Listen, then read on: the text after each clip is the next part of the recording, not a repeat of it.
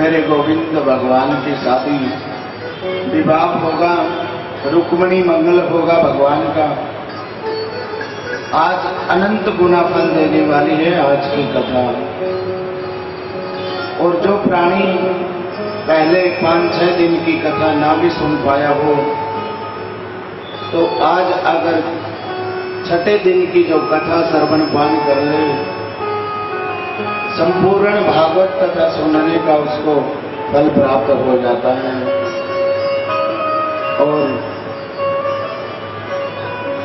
कहा भी गया है कि जीवन भर काशी जी निवास करने से जो फल मिलता है, वही फल भागवत जी के एक श्लोक सुनने मात्र से मिल जाता है।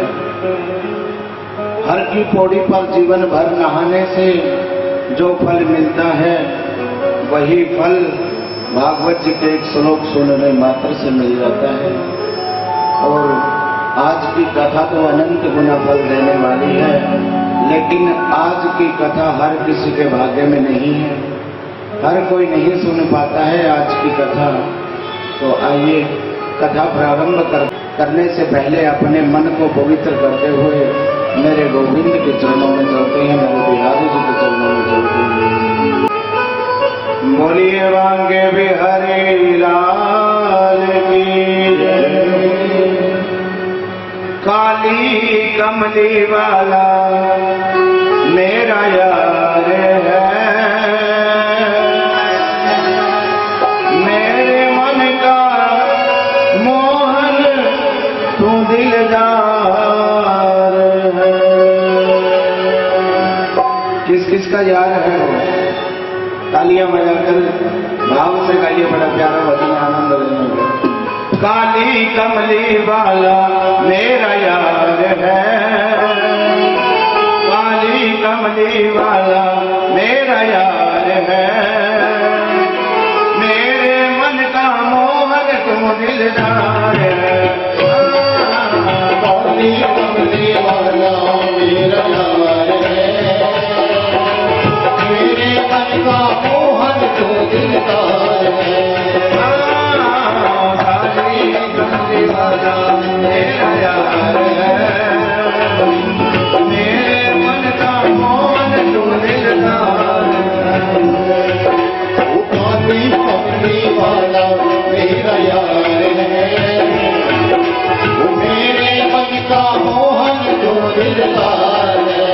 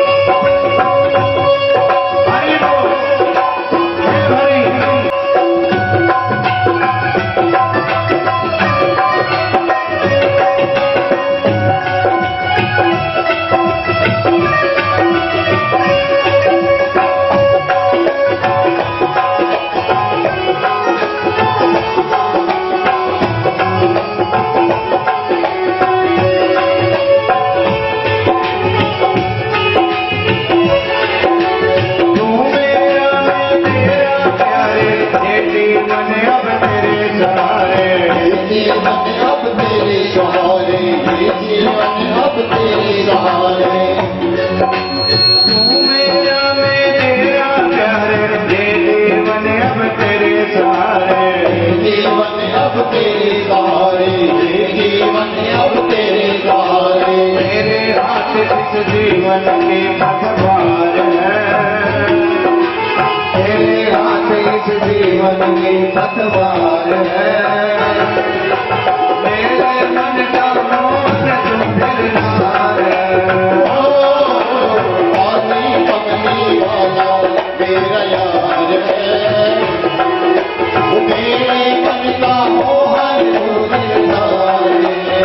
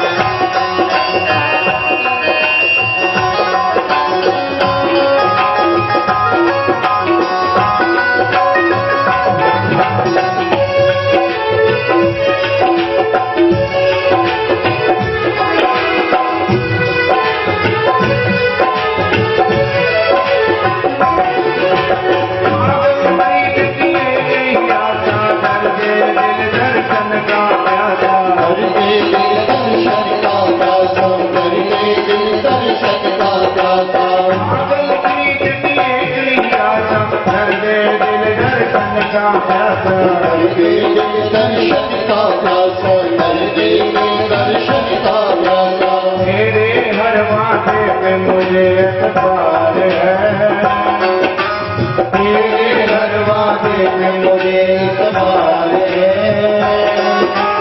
मेरे मन का मोहन तुम दिलदार है।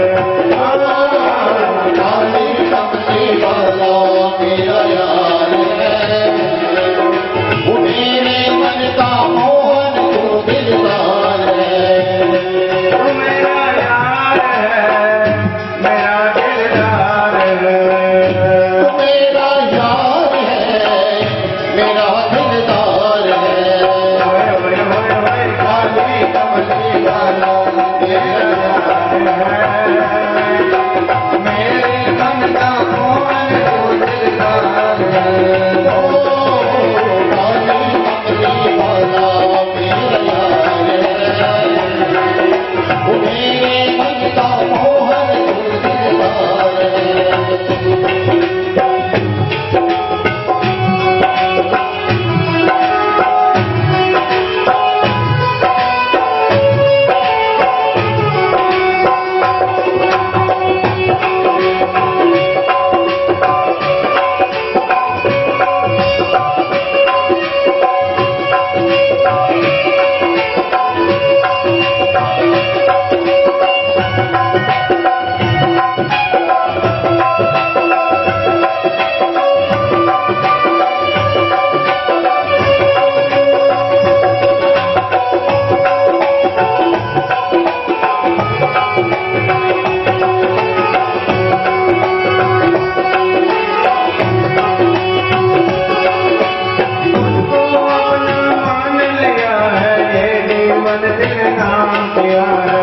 जीवन तेरे नाम किया है, ये जीवन तेरे नाम किया है। तुझको अपना मान लिया है, ये जीवन तेरे नाम किया है। ये जीवन तेरे नाम किया है, ये जीवन तेरे नाम किया है। चित्र विचित्र बस तुमसे ही प्यार है, चित्र विचित्र बस तुमसे ही प्यार है।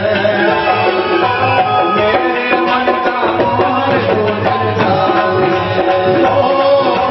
काली कमली वाला मेरा यार है, मेरे मन का मोहन तू दिलदार है। काली कमली वाला मेरा यार है, मेरे मन का मोहन तू दिलदार है। तू मेरा यार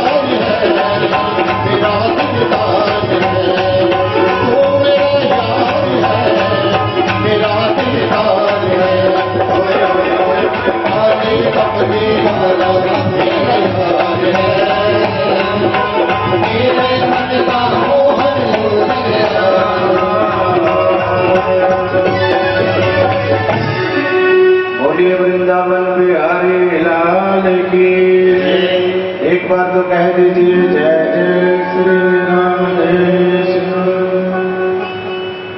तो आइए चलते हैं सुपरदाल में, जहां पर राजा परीक्षित अन्न संग व्रत लिए हुए बैठे हैं। आज छठा दिन हो गया और मेरी गोविंद की बाल लीलाओं का श्रवण पान करके आनंद ले रहे हैं। लेकिन राजा परीक्षित को सुखदेव स्वामी कहते हैं, अरे राजा परीक्षित, जरा भूख प्यास लग गई होगी, कोई भोजन कर लो या जल पी लो। राजा परीक्षित कहते हैं, प्रभु आप कथा ही इतनी आनंद में सुना रहे हो, अब तो भूख प्यास कुछ लगती नहीं है, आनंद आ रहा है, सिर्फ कथा सुनाते रहिए महाराज। तो कल की कथा में आपने सुना था कि मेरे गोविंद भगवान गोकुल को छोड़कर आ जाते हैं वृंदावन में, और मेरे कन्हैया की प्रसन्नता के लिए आज लाखों करोड़ों की संपत्ति का त्याग कर दिया आज नंद बाबा ने, केवल मेरे गोविंद की खुशी के लिए। गोकुल छोड़ दिया, अपना 84 चौक का महल भी त्याग दिया, और आज अपना खाने पीने का सामान गाड़ियों में भर के वृंदावन में आ चुके हैं। पहले दिन जैसे ही गए वहां पर एक बत्सासुर का उद्धार किया, दूसरे दिन गए बकासुर का उद्धार हुआ, और आज तीसरा दिन हो गए। छोटे छोटे सखा हैं, बछड़े चराते हुए जा रहे हैं, वृंदावन में पहुंच जाते हैं। लेकिन एक अघासुर नाम का राक्षस अजगर के रूप में आ जाता है जी कन्हैया को खाने के लिए, और नीचे का जबड़ा पृथ्वी पे लगा लेता है और ऊपर वाला जबड़ा आकाश में उठा लेता है। अपना मुंह खोलकर वृंदावन के अंदर बैठ जाता है, अपनी जीभ नीचे लगा लेता है और सांस रोक के लेट जाता है कि ये छोटे छोटे ब्रिजवासी मेरे को जब गुफा समझकर मेरे अंदर आएंगे तो मैं अपना मुख बंद कर लूंगा, मेरा तो भोजन हो जाएगा और कंस महाराज का काम बन जाएगा। तो आज जैसे ही वृंदावन गए हैं और छोटे छोटे सखा हैं, दूर से देखते हैं कि महाराज, वो कहते हैं कि देखो कितनी बढ़िया गुफा दिखाई दे रही है। दूसरा कहता है, तो नहीं मालूम भैया, जो मेरी दादी कहानी में सुनाती थी कि जो गुफा होती है ना, उसमें संत महात्मा तपस्या करते हैं। चलो संत महात्माओं के पास में चलते हैं, जरा दर्शन भी हो जाएंगे और गुफा में भी घूम आएंगे।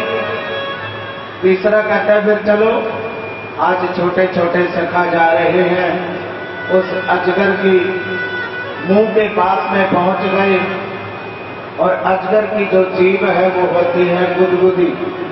जैसे जीभ के ऊपर चढ़ने लगे, एक सखा कहता है, लाला भैया ये गुदगुदो कहाँ है?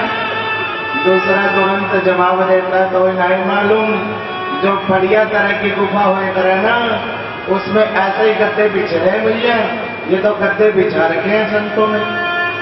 दूसरा कहता है, अच्छा भैया आगे चलते हैं, तो अजगर का मुंह होता है अंदर से लाल। एक सखा कहता है, भैया ये लाल लाल कहाँ है? दूसरा तुरंत जवाब देता है, तो नहीं मालूम, जो बढ़िया तरह की गुफा हो करे ना भैया, वो लाल रंग की ही हो करे, इसमें पेंट कर रखो है भैया। बोले अच्छा भैया।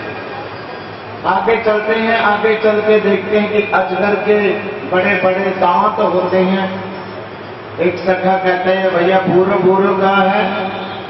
दूसरा सखा तुरंत जवाब देता है, तो नहीं मालूम, जो बढ़िया तरह की गुफा हो करे ना भैया। इन संतों के भी अपने नियम हैं कि जो कोई भी हमसे मिलने के लिए आवे, अपना सामान खूंटियों के ऊपर टांग के आवे। भैया खूंटियां लगा रखी हैं ये लोग। बोले अच्छा भैया। और वो बाल सखा चढ़ते ही जा रही है उस अघासुर के मुख में, और पीछे बहुत दूर है कन्हैया आवाज लगाते हैं, अरे अरे ब्रिजवासियों, ये कोई गुफा उफा नहीं है। तो वो तो सुनने का नाम ही नहीं लेते, वो तो चढ़ते हुए जा रहे हैं अंदर की ओर। लेकिन एक ब्रिजवासी कहता है कि महाराज, अरे भैया, अगर इस गुफा के अंदर कोई राक्षस हुआ तो फिर क्या करेंगे? दूसरा तुरंत जवाब देता है कि हमें क्या टेंशन है तो पीछे कन्हैया। जैसे उस बकासुर को मार दिया, ऐसे ही इसको भी मार देगा। तो कन्हैया कहते हैं कि देखो ब्रिजवासी वल्लभ सदा मेरे जीवन प्राण, और मैं इनको ना ही विसार हूं मोहि नंद बाबा की आऊं। ये ब्रिजवासी मेरे को प्राणों से भी प्यारे लगते हैं, पर मैं इनको मृत्यु के काल में इसको छोड़ नहीं सकता। आज कन्हैया बाहर खड़े हैं और वो अगासुर देख रहा है, बस ये टेढ़ी टांग वाला और अंदर आ जाए फिर तो मैं अपना मुख बंद कर लूंगा। आज कन्हैया कहते हैं मुझे ब्रिजवासियों की रक्षा के लिए जाना ही होगा।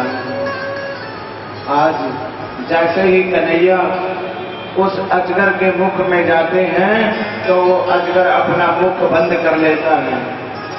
तो अगर मेरे कन्हैया चैती जैसा बनना जानते हैं तो पहाड़ जैसा भी उनको बनना आता है। अनौर मैया, मैदान मैया वो विराट रूप बनाते हैं, धीरे धीरे करके वो अजगर का माथा फट जाता है और अगासुर का उद्धार हो जाता है। बोलिए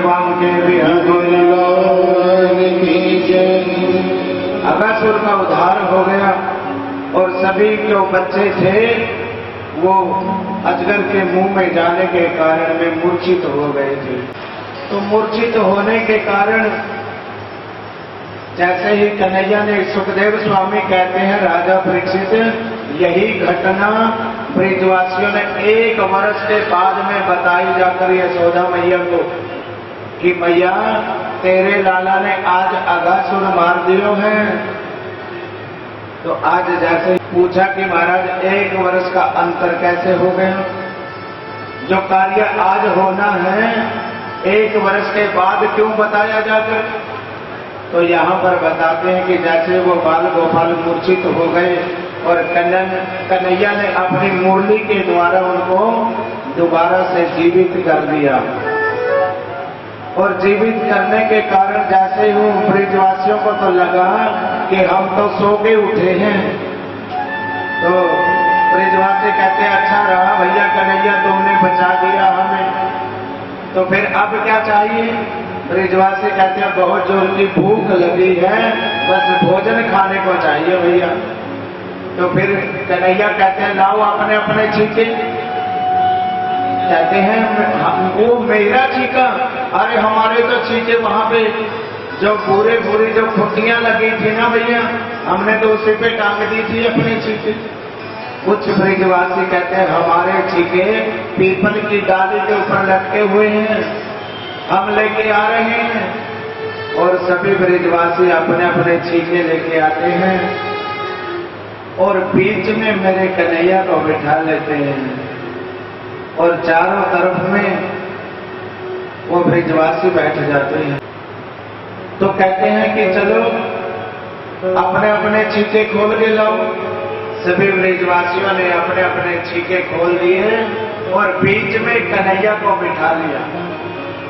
कुछ ब्रिजवासी अपना टिफिन खोलते हैं और हलवा खाते हैं, जूठा कन्हैया के मुंह में डालते हैं। देख कन्हैया, मेरी मैया ने कितना बढ़िया भोजन बनाया है भैया।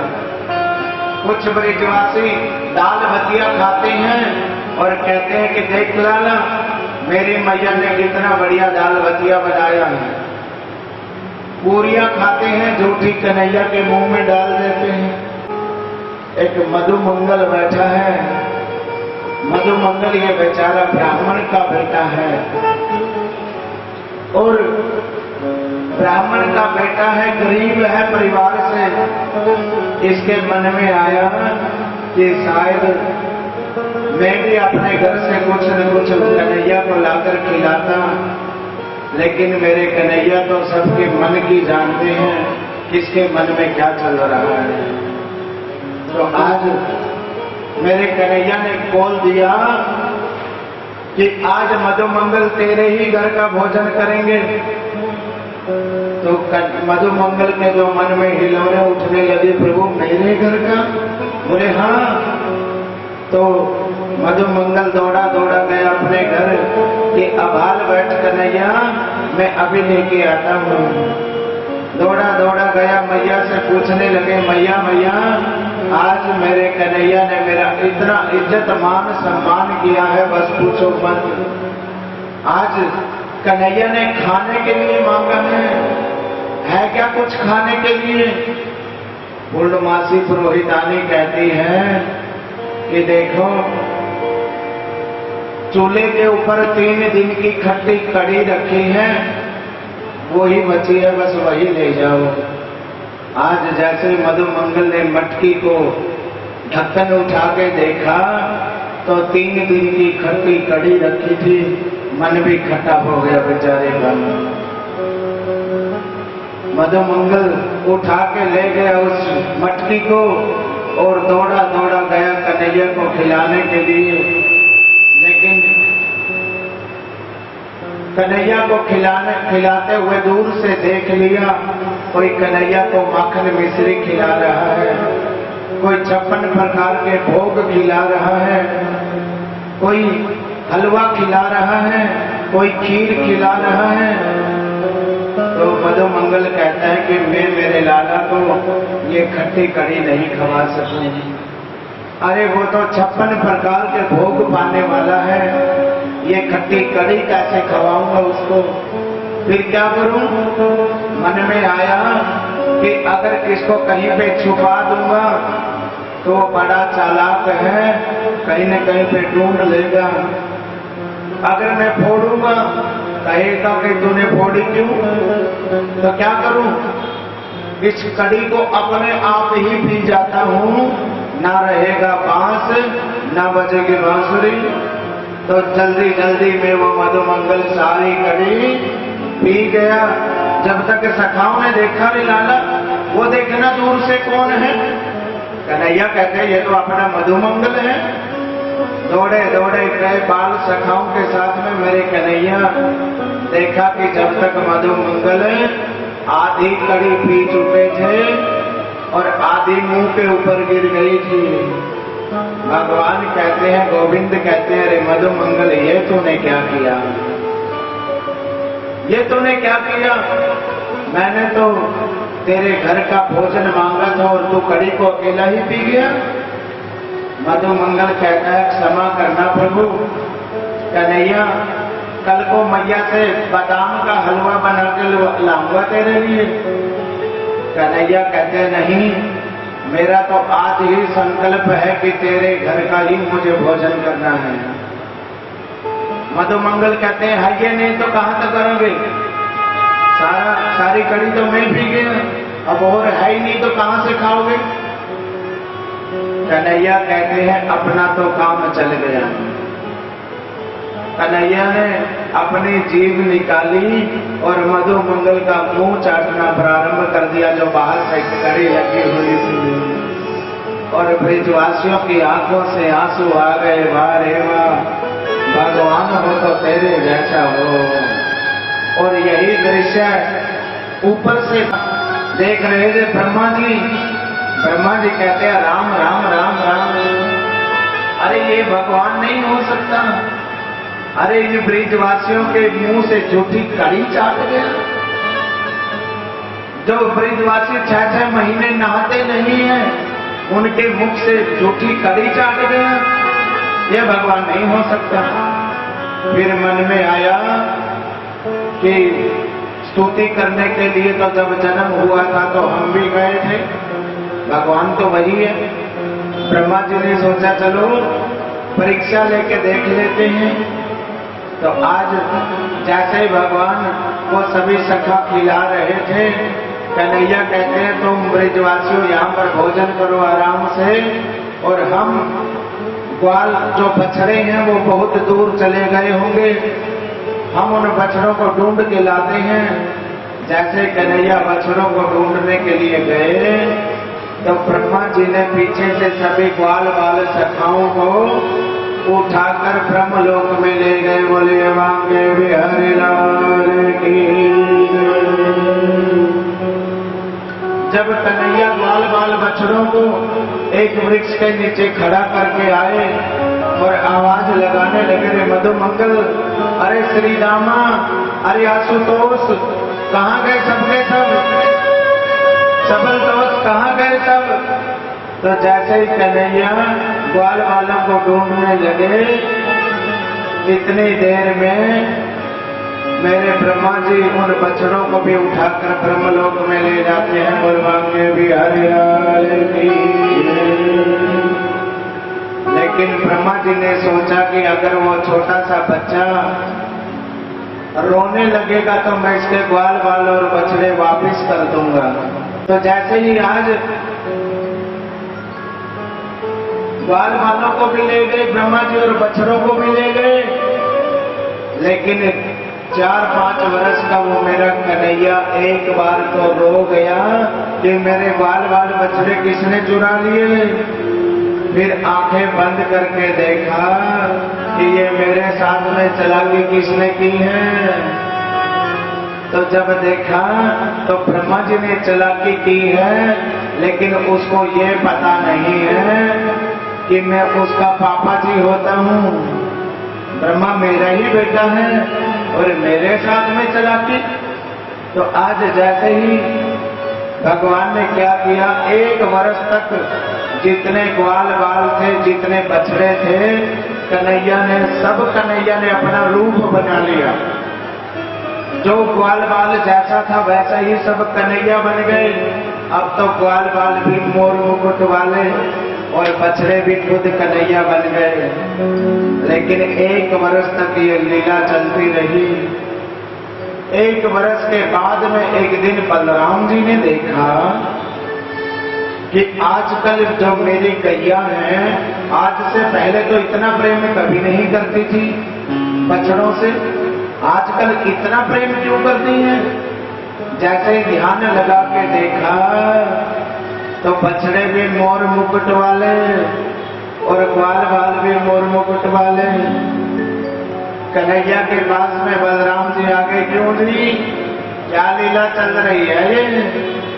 बोले अच्छा, आपको पता चल गया। तो ये तो ब्रह्मा जी के अहंकार को दूर करने के लिए ही ये लीला रची है, किसी को बताना मत। लेकिन 1 वर्ष के बाद जैसे ब्रह्मा जी ने नीचे की तरफ में देखा कि अगर वो छोटा सा बच्चा रो रहा होगा तो मैं उसके ग्वाल बाल और बछड़ों को वापिस कर दूंगा। तो नीचे की तरफ में गर्दन करके देखा तो नीचे भी वही ग्वाल बाल और बछड़े हैं, और ऊपर देखा तो ऊपर भी वही है। ब्रह्मा जी ने सोचा कहीं बूढ़ा होने के कारण मेरी आंखें कमजोर तो नहीं हो गई, चलो वृंदावन में ही चल के देखते हैं कि वो असली है या ये ऊपर वाले असली हैं। तो ब्रह्मा जी जैसे ही वृंदावन में आए, वृंदावन में इतनी ही देर में मेरे कन्हैया पहुंच गए ब्रह्मलोक में, ब्रह्मा का रूप बना के। और एक द्वारपाल को बुलाया, बोले भैया यहाँ हो। बोले हाँ महाराज। कन्हैया कहते हैं अगर मेरे जैसा दूसरा कोई ब्रह्मा आ जाए ना तो धक्के मार के बाहर निकाल देना। कोई अगर बहरूपिया आ जाए तो। बोले ठीक है महाराज, असल में तो कोई बहरूपिया आएगा नहीं, अगर आ गया तो उसकी खैर नहीं। तो आज जैसे ब्रह्मा जी नीचे वृंदावन में देख कर कि ये बछड़े असली हैं या वो बछड़े असली हैं, उनको देखने के बाद जैसे ब्रह्मलोक में पहुंचे तो द्वारपालों ने रोक दिया। अरे कहाँ जा रहे हो? बोले तुम्हें बोलने की अकल नहीं है, अपने मालिक से कैसे बात करते हैं। बोले अच्छा चलिए चलिए बाहर, तेरे जैसे बहरूपिया बहुत डोलते हैं। ब्रह्मा जी कहते हैं भांग का गोला खा रखा है क्या? अरे मैं ब्रह्मा हूँ और मैं तुम्हारा मालिक हूँ, और अपने मालिक से कैसे बात करते, ये तो मैं तमीज नहीं है। बोले चलिए, हमारे मालिक तो अंदर बैठे हैं, तुम दूसरे बहरूपिया कहाँ से आ गए? ब्रह्मा जी ने सोचा कि गड़बड़ हो गई। ब्रह्मा जी हाथ जोड़कर कहते हैं, भैया एक बार मुझे 2 मिनट ध्यान लगा के देखने दो कि अंदर गद्दी पे कौन सा ब्रह्मा जी बैठे हैं। जैसे ब्रह्मा जी ने ध्यान लगा के देखा, मेरे कन्हैया नैन मटका के कहते हैं, क्यों तूने मेरे बाल बच्चों को चुराया, मैंने तेरी गद्दी ही चुरा ली। ब्रह्मा जी कहते हैं, हे भगवान, अच्छे बाल बछड़े चुराए, हम अपनी तो गद्दी भी चली गई। ब्रह्मा जी कहते हैं, भैया असली ब्रह्मा तो वही है जो अंदर बैठा है, मैं तो उनका नौकर हूँ, निमित्त मात्र हूँ, लेकिन एक बार मैं उसे मिलना चाहता हूँ। बोले ठहरिए, हम अंदर से आकर लेकर आते हैं। जैसे कन्हैया के पास में पहुंचे, वो द्वारपाल मारे रुपया आया है और आपसे मिलना चाहता है। कन्हैया कहते हैं, अंदर भेज दीजिए उसको। जैसे ही ब्रह्मा जी अंदर आए तो मेरे असली कन्हैया जो ब्रह्मा बन के बैठे थे वहां से अंतर ध्यान हो गए। बलवान के बिहारी लाल की। तो जैसे ही ब्रह्मा जी ने सोचा कि ये सबसे बड़ी गलती हो गई, मेरे मन में अहंकार आ गया था और मैंने सोच लिया कि मैं ही सृष्टि का मालिक हूँ। श्रोताओं, उसका कोई पता नहीं, कभी अहंकार नहीं करना चाहिए किसी चीज का। एक बार राजा अकबर के दरबार में एक बार फकीर साहब आ गए। दिल्ली की बात है ये, अकबर के दरबार में। तो आकर 3 बार सलाम किया, जोहार किया। उस फकीर ने बिरबल अकबर कहने लगा, महाराज आओ महात्मा जी, आजकल कहाँ से आना हुआ, कहाँ रहते हो आजकल? महात्मा जी कहते हैं, फकीर साहब कहते हैं, जहां पर खुदा भेज देता है वहीं पर चले जाते हैं। तो अकबर कहने लगा कि खुदा का काम क्या है? बोले महाराज, खुदा का काम जो देखो, सुनाने वाला होता है वो तो ऊपर बैठता है और सुनने वाले हमेशा नीचे बैठते हैं। आप तो 5 फुट ऊपर बैठे हो गद्दी पे और मैं नीचे बैठा हूँ। अगर आपको सुनना है ना, जानना है कि खुदा का काम क्या है, तो पहले मेरे को गद्दी पे बिठाइए और खुद नीचे आइए, फिर पता चलेगा खुदा का काम क्या है। अकबर ने बिरबल की तरफ देखा, महाराज जी तो गद्दी मांग रहा है। बोले देनी तो पड़ेगी अगर इस प्रश्न का उत्तर चाहिए तो राजा अकबर ने अपना राज सिंहासन पर बिठा दिया फकीर को और खुद नीचे आ गए। बोले अब बताइए महाराज, खुदा का काम क्या है? बोले महाराज, आपके मस्तक में जो ये सोने का मुकुट है ना, इसमें अहंकार भरा पड़ा है। ये जरा मुकुट मेरे मस्तक में बांध दीजिए, तब पता चलेगा खुदा काम क्या करता है। वो मुकुट भी बांध दिया। मुकुट बांधने के बाद बोले अब बताइए खुदा का काम क्या है? फकीर साहब कहने लगे, जब मैं आया था मैंने 3 बार आपको सलाम किया था, दोहार किया था। आप भी मेरे को नीचे उतर के 3 बार सलाम कीजिए, ऐसे फिर तो ज्ञान की गंगा बहेगी। तो जैसे ही अकबर ने 3 बार सलाम किया और जोहार किया और आकर पूछा, महाराज अब बताइए खुदा का काम क्या है? बोले अब तक तुझे पता नहीं चला कि खुदा का काम क्या है? अरे यही तो खुदा का काम है। 5 मिनट पहले आप राजा थे और मैं फकीर था, अब आप फकीर बने नीचे खड़े हो और मैं राजा बना बैठा हूँ, यही तो खुदा का काम है। बोल भाग्य बिहारी लाल की। आया है सो जाएगा। राजा रंग फकीर और कोई सिंहासन चढ़ चला, कोई बंधा जंजीर। यहाँ पर उसका कोई पता नहीं श्रोताओं। जिसके पास में पैसा ज्यादा आ जाए या ऊंची गद्दी मिल जाए या गाड़ियां ज्यादा हो जाए या रंग रूप सुंदर मिल जाए, सरकारी नौकरी मिल जाए, आदमी को अहंकार आए हुए बिना रहता नहीं है अगर विवेक साथ में नहीं हो तो। और इसको 1 मिनट लगती है, जरा सी तार ढीली कर दी 1 मिनट में कब ये ऊपर चढ़ा दे और कब नीचे पटक दे कोई पता नहीं है इसका। इसलिए जो भी आपके पास में है हमेशा यही सोचिए कि ऊपर वाला ही देने वाला है। रहीमन दास जब दान करते थे ना तो नीचे की तरफ में गर्दन करके दान दिया करते थे। किसी ने पूछा कि महाराज आप दान देते समय ये गर्दन को नीचे क्यों कर लेते हो? तो रहीमन दास ने गजब का उत्तर दिया कि देनहार कोई और है, भेजत है दिन रैन, और लोग भरम हम पर करें याते नीचे नैन।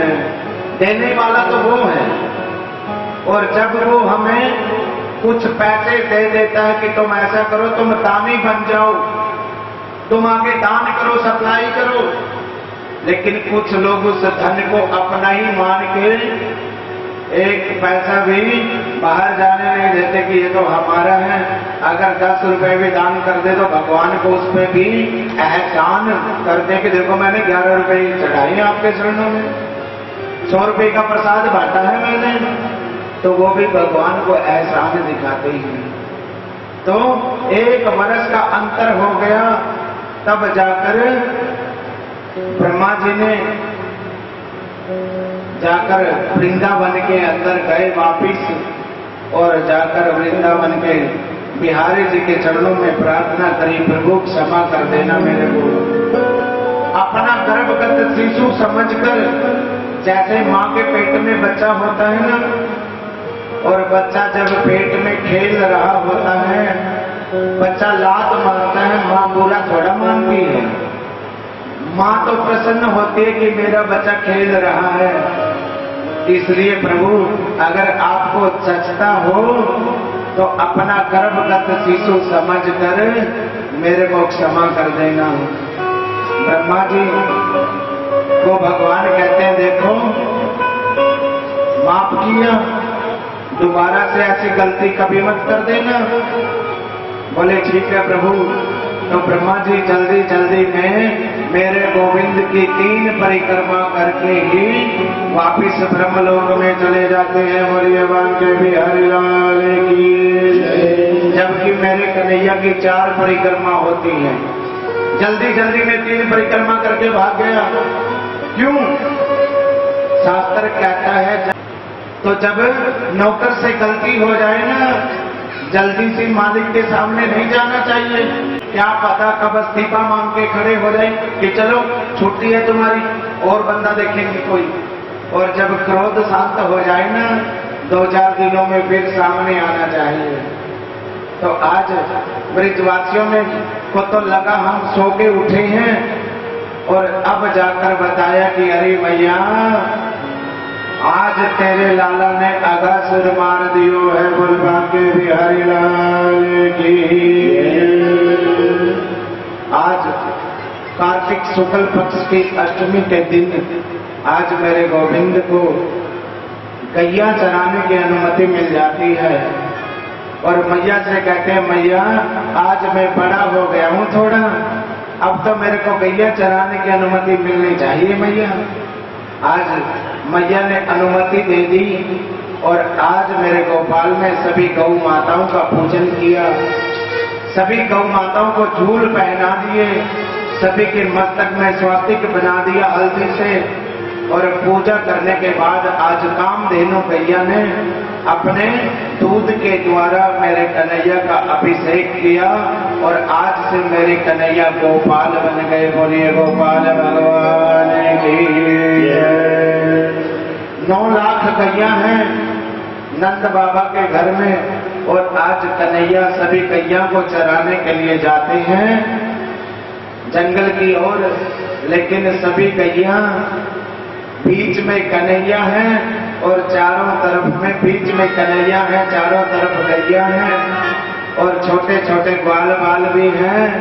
और कोई गैया सोचती है मैं कन्हैया को छू लूं, वो सोचती है मैं पहले छू लूं कन्हैया को। और कवि ने तो भजन ही बना दिया, आनंद लेते उस भजन का। ये छोटी छोटी गैया छोटे छोटे ग्वाल, छोटी गैया छोटे छोटे ग्वाल, छोटी गैया छोटे छोटे ग्वाल, छोटा सा मेरो भजन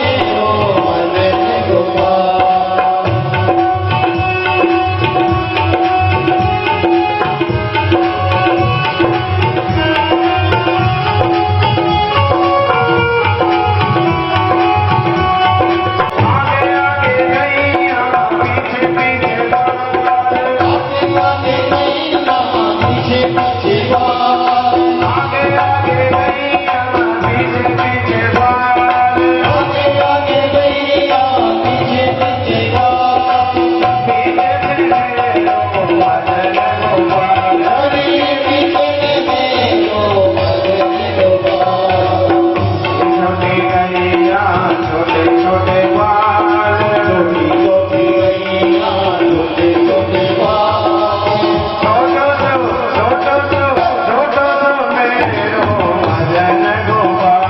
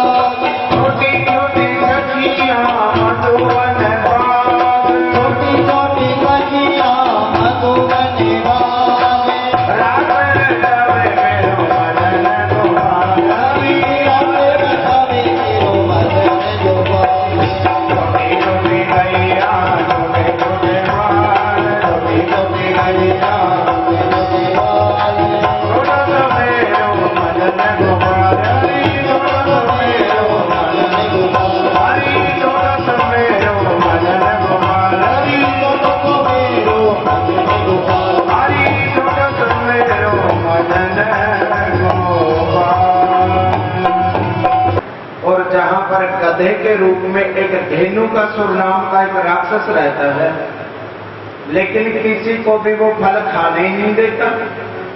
जो कोई भी फल खाने के लिए जाता है तो वो उसी को वो दुलत्ती मार के मौत के घाट उतार देता है। कन्हैया कहते फिर आज गैया चराते चराते ताल के वन में ही चलेंगे। आज कन्हैया वृंदावन में जाते हैं ताल के वन में, और जाकर बलराम जी ने जैसे ही उस ताड़ के वृक्ष को जैसे हिलाया, चट चट करके वो सारे फल नीचे गिरने लगते हैं। उन वृक्षों के जो फल गिरते हैं उनकी आवाज सुनकर तो एकदम से धेनु का सुर आया और जोरदार एक दुलत्ती मेरे बलराम जी के सीने में जड़ गई। दोबारा फिर दुलत्ती मारने के लिए आया, सो उस गधे का पांव पकड़कर बलराम जी ने घुमाकर ताल के वृक्ष के ऊपर ही पटक दिया और धेनुकासुर का उद्धार हो गया। बोलिए वृंदावन बिहारी लाल की जय। नैया जैसे ही गैया चराते हुए आते हैं, एक गोपी के मन में आ गया कि मैं भी लाला के दर्शन करूं। कन्हैया के दर्शन करने के बहाने से मैया यशोदा के पास में पहुंच जाती है। वो गोपी एक तसला लेकर, मैया मैया तुम्हारे घर से गोबर ले जाऊं, एक तसला गोबर का। तो मैया कहती है ले जाओ, गोबर की क्या कमी है मेरे घर में। तो वो कन्हैया को निहारती हुई जा रही है, देख पीछे रही है और जा आगे रही है। अब कन्हैया भी पीछे पीछे चल पड़े, कहाँ ले रही हो, कितना ले रही है। अब कन्हैया तो अपने भक्तों के मन की जानते हैं किस लिए आई है। अब पीछे पीछे कन्हैया भी आ गए और वो गोपी गोबर का तसला भर रही है। देख कन्हैया की तरफ में रही है, इतना बड़ा तसला भर लिया और कन्हैया को आवाज लगाई दे, लाला ही है नाइयो। बोले क्या बात है। बोले जरा ऊंचाइयो। अपने यहाँ पे तो कहते हैं जरा उठवा दो, ब्रिजभाषा में कहते हैं जरा ऊंचाइयो। कन्हैया ने आज उस गोपी को, आज जब वो गोबर का तसला उठवाया, आज पहली बार उस गोपी ने मेरे कन्हैया के रूप को निहार लिया। इतनी करीबी से कन्हैया को देखा, निहाल हो गई। गोबर का तसला जल्दी जल्दी घर जाती है, पटक के वापिस फिर आ जाती है। मैया एक तसला और ले जाओ। बोले ले जा, गोबर की क्या कमी है। कन्हैया फिर पीछे पीछे चल देते हैं, का ले लियो, कितना ले लियो। तो कन्हैया गोबर भर लेती है, तसला पूरा। बोले लाला यहाँ आइयो। बोले क्या बात है। बोले जरा उठाइयो। उठवाती है, फिर निहारती है कन्हैया को, गोबर पटक दिया, फिर आ जाती है। भैया एक तसला और ले जाऊं। बोले बाबरी बार बार मत पूछ, तेरे को जितना लेना है तो ले जा। अब वो गोपी बार बार आती है, 3-4 बार। बोले लाला गोबर का तसला भर लेते, कन्हैया पीछे पीछे फिर आ जाते हैं। बोले लाला जरा ऊंचाइयो। कन्हैया कहते वाह हम तेरे बाप के नौकर लगे हैं क्या। अरे गोबर भी हम ही दे घर से और ऊंचाई भी हम। वो गोपी कहती है लाला अगर तुम ऊंचाओगे ना, जितनी बार ऊंचाओगे उतनी बार माखन का गोला खाने को दूंगी तेरे को। बोले हाँ ये तो ठीक है, पर हिसाब बराबर बराबर होना चाहिए। तेरे क्या भरोसा है कितनी बार आएगी, तो सुबह से तो लगी है। हिसाब बराबर बराबर होना चाहिए। तो गोपी कहती है जितनी बार आप ऊंचाओगे ना, उतनी बार मैं गोबर का टीका तुम्हारे मुंह पे लगाती जाऊंगी और बाद में ये गोबर के टीके गिन लेना, जितने टीके बनेंगे उतने तुम माखन के गोले खा लेना। बोले हाँ ये बात ठीक है। वो गोपी तो बेचारी सुबह से लगी थी, शाम हो गई और कन्हैया के गोबर के टीके लगा लगा के सारे मुंह भर दिया। मैया ढूंढती आई कन्हैया को और ले गई पकड़ कर। लाला तेरे को गोबर गणेश किसने बना दिया। जल्दी जल्दी में पकड़ के सारा मुंह धो दिया कन्हैया का। कन्हैया कहते अरे मैया सारा हिसाब चौपट कर दिया तूने। बोले काहे का हिसाब।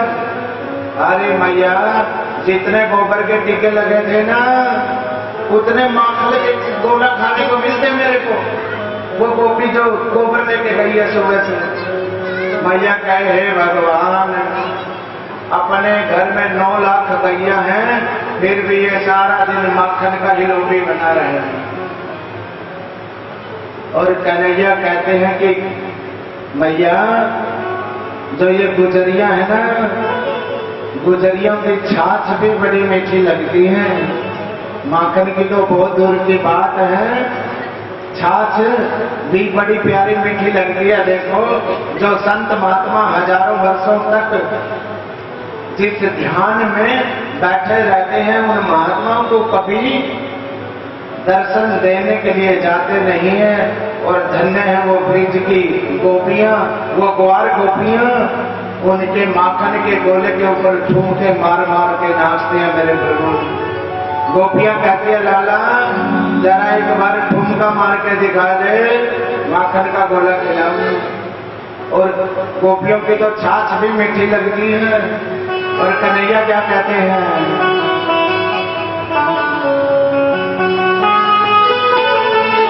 तेरी मीठी लागे छाछ गुजरिया तनिक पे वायदेरी,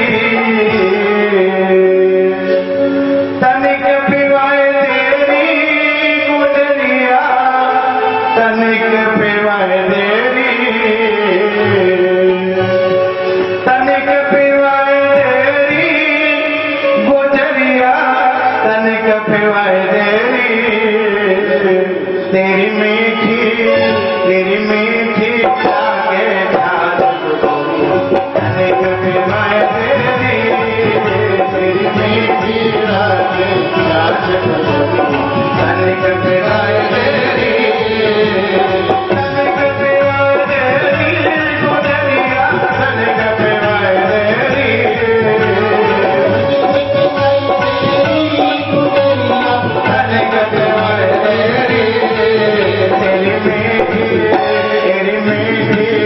तेरी मीठी लागे छाछ तनिक पे वायदेरी, मीठी लागे छाछ गुजरिया तनिक पे वायदेरी।